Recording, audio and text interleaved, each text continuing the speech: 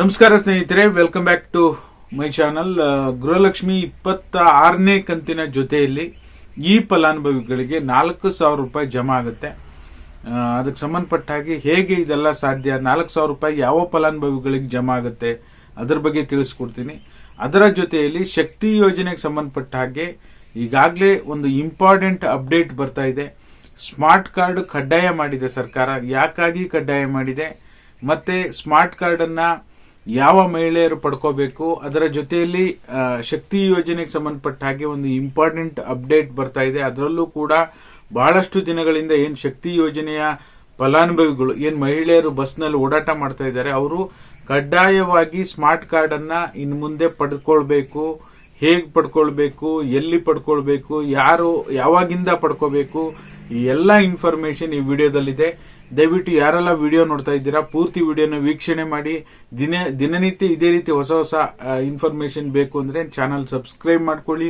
ಹಾಗೆ ಎಲ್ಲರೂ ವಿಡಿಯೋಕ್ಕೊಂದು ಲೈಕ್ ಕೊಡೋ ಮೂಲಕ ಸಪೋರ್ಟ್ ಮಾಡಿ. ಮೊದಲನೇದಾಗಿ ಶಕ್ತಿ ಯೋಜನೆ ಬಗ್ಗೆ ಮಾತಾಡ್ಬಿಡ್ತೀನಿ. ಶಕ್ತಿ ಯೋಜನೆಗೆ ಸಂಬಂಧಪಟ್ಟ ಹಾಗೆ ಏನು ಮಹಿಳೆಯರು ಆಧಾರ್ ಕಾರ್ಡ್ ಅನ್ನ ತೋರಿಸ್ಬಿಟ್ಟು ಸರ್ಕಾರಿ ಬಸ್ಗಳಲ್ಲಿ ಉಚಿತ ಪ್ರಯಾಣವನ್ನ ಮಾಡ್ತಾ ಇದ್ರು, ಅದಕ್ಕೆ ಸಂಬಂಧಪಟ್ಟ ಹಾಗೆ ಇನ್ನು ಮುಂದೆ ಸ್ಮಾರ್ಟ್ ಕಾರ್ಡ್ ಅನ್ನ ಬಳಸ್ಕೊಂಡು ಅವರು ಪ್ರಯಾಣವನ್ನ ಮಾಡಬೇಕಾಗತ್ತೆ. ಮತ್ತೆ ಆಧಾರ್ ಕಾರ್ಡ್ ಆಗ್ಲಿ ವೋಟರ್ ಐಡಿ ಆಗ್ಲಿ ಯಾವುದನ್ನು ಕೂಡ ತೋರಿಸಿದ್ರೆ ಉಚಿತವಾಗಿ ಪ್ರಯಾಣ ಮಾಡೋದಕ್ಕೆ ಆಗೋದಿಲ್ಲ.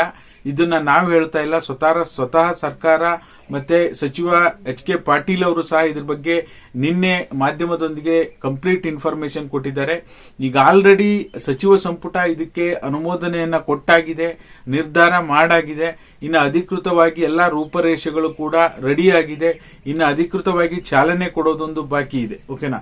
ಹಾಗಾಗಿ ಶಕ್ತಿ ಯೋಜನೆಯ ಫಲಾನುಭವಿಗಳು ಯಾರ್ಯಾರು ಇದ್ದೀರಾ, ಬಸ್ನಲ್ಲಿ ಓಡಾಟ ಮಾಡೋರು, ಬಿಎಂಟಿಸಿ ಆಗಿರ್ಬೋದು ಅಥವಾ ಕೆಎಸ್ಆರ್ಟಿಸಿ ಬಸ್ಗಳಲ್ಲಿ ಓಡಾಡೋರಾಗಿರ್ಬೋದು, ಕಡ್ಡಾಯವಾಗಿ ಸ್ಮಾರ್ಟ್ ಕಾರ್ಡ್ ಅನ್ನ ನೀವು ಹೊಂದಿರಬೇಕಾಗುತ್ತೆ. ಸ್ಮಾರ್ಟ್ ಕಾರ್ಡ್ ಯಾವಾಗಿಂದ ಇಶ್ಯೂ ಮಾಡುವಂತ ಸಾಧ್ಯತೆ ಇದೆ ಅಂತ ನೋಡೋದಕ್ಕೆ ಹೋದ್ರೆ ನಿಮ್ಗೆ ಈಗ ಎಲ್ಲವೂ ಕೂಡ ರೆಡಿ ಇದೆ. ಮಾರ್ಚ್ ಅಥವಾ ಏಪ್ರಿಲ್ ನಲ್ಲಿ ಸ್ಮಾರ್ಟ್ ಕಾರ್ಡ್ ರಿಲೀಸ್ ಮಾಡುವಂತ ಸಾಧ್ಯತೆ ಇದೆ. ನೀವು ಆನ್ಲೈನ್ ನಲ್ಲೂ ಕೂಡ ಅರ್ಜಿ ಹಾಕುವಂತ ಅವಕಾಶ ಮಾಡಿಕೊಡ್ತಾರೆ. ಮತ್ತೆ ಇಲ್ಲ ಅಂದ್ರೆ ನಿಮಗೆ ಡಿಪೋಗಳಲ್ಲಿ ನಿಮ್ಗೆ ಕೊಡುವಂತ ಸಾಧ್ಯತೆ ಇರುತ್ತೆ. ನೋಡ್ಬೇಕಾಗುತ್ತೆ ಎಲ್ಲಿ ಕೊಡ್ತೀವಿ ಅಂತ ಹೇಳಿಲ್ಲ. ಇನ್ನು ನೀವು ಗ್ಯಾರಂಟಿ ಸ್ಕೀಮ್ಗಳಿಗೆ ಹೇಗೆ ಅಪ್ಲೈ ಮಾಡ್ತಾ ಇದ್ರು, ಓಕೆನಾ, ಗೃಹಲಕ್ಷ್ಮಿ ಯೋಜನೆ ಆಗಿರ್ಬೋದು, ಗೃಹ ಜ್ಯೋತಿ ಯೋಜನೆಗಾಗಿರ್ಬೋದು, ಅದೇ ರೀತಿ ಶಕ್ತಿ ಯೋಜನೆಗೂ ಸಹ ನೀವು ಸ್ಮಾರ್ಟ್ ಕಾರ್ಡ್ ಅನ್ನ ಪಡ್ಕೊಳ್ಳಿಕ್ಕೆ ಆನ್ಲೈನ್ ನಲ್ಲಿ ಅಪ್ಲೈ ಮಾಡಬೇಕಾಗುತ್ತೆ ಅಂತ ಹೇಳಿ ಸಚಿವರು ಈಗ ಆಲ್ರೆಡಿ ಮಾಹಿತಿ ಕೊಟ್ಟಿದ್ದಾರೆ. ಮುಂದಿನ ದಿನಗಳಲ್ಲಿ ಏನಾದರೂ ಇದಕ್ಕೆ ಸಂಬಂಧಪಟ್ಟ ಹಾಗೆ ಎಲ್ಲಿ ಸಿಗುತ್ತೆ ಕಾರ್ಡು, ಯಾವಾಗಿಂದ ಸಿಗುತ್ತೆ ಅಂತ ಹೇಳಿ ಅಧಿಕೃತವಾಗಿ ದಿನಾಂಕ ನಿಗದಿಪಡಿಸಿಲ್ಲ. ಮಾರ್ಚ್ ಅಥವಾ ಏಪ್ರಿಲ್ ನಲ್ಲಿ ಸ್ಟಾರ್ಟ್ ಆಗುವಂತ ಸಾಧ್ಯತೆ ಇದೆ. ಸಚಿವ ಸಂಪುಟದಲ್ಲಂತೂ ಅನುಮೋದನೆ ಸಿಕ್ಕಾಗಿದೆ, ನಿರ್ಧಾರ ಮಾಡಾಗಿದೆ. ಓಕೆನಾ? ಹಾಗಾಗಿ ಮಹಿಳೆಯರು ಇದಕ್ಕೆ ಸಂಬಂಧಪಟ್ಟ ಹಾಗೆ ಅಲರ್ಟ್ ಆಗಿರಬೇಕು. ನಾವು ಆಧಾರ್ ಕಾರ್ಡ್ ಇದೆ, ನಾವು ಇದರಲ್ಲೇ ಓಡಾಡ್ತೀವಿ ಅಂದ್ರೆ ಇನ್ ಮುಂದೆ ಆಗಲ್ಲ. ಓಕೆನಾ? ಯಾವಾಗಿಂದ ಅಧಿಕೃತವಾಗಿ ಚಾಲನೆಗೊಳ್ಳುತ್ತೆ ಅನ್ನೋದ್ರ ಬಗ್ಗೆ ಕಂಪ್ಲೀಟ್ ಡೀಟೇಲ್ ಮುಂದಿನ ವಿಡಿಯೋದಲ್ಲಿ ತಿಳಿಸ್ಕೊಡ್ತೀನಿ. ಇನ್ನ ಗೃಹಲಕ್ಷ್ಮಿ ಯೋಜನೆಗೆ ಸಂಬಂಧಪಟ್ಟ ಹಾಗೆ ಯಾರಿಗೆಲ್ಲ 25ನೇ ಕಂತು ಇನ್ನೂ ಕೂಡ ಬಂದಿಲ್ಲ, ಡೋಂಟ್ ವರಿ. ಯಾಕೆ ಅಂದ್ರೆ 25ನೇ ಕಂತು ಇನ್ನು 80ರಿಂದ 85% ಜನರಿಗೆ ಅಷ್ಟೇ ಬಂದಿರೋದು. ಇನ್ನು 15ರಿಂದ 20% ಜನರಿಗೆ ಬರಬೇಕಾಗಿದೆ. ಆ 20% ಜನರಿಗೆ ನೀವು ಜಮಾ ಆಗ್ಲೇ ಇಲ್ಲ. 26ನೇ ಕಂತು ಬಿಡುಗಡೆ ಶುರುವಾಯಿತು ಅಂತ ಇಟ್ಕೊಳ್ಳಿ.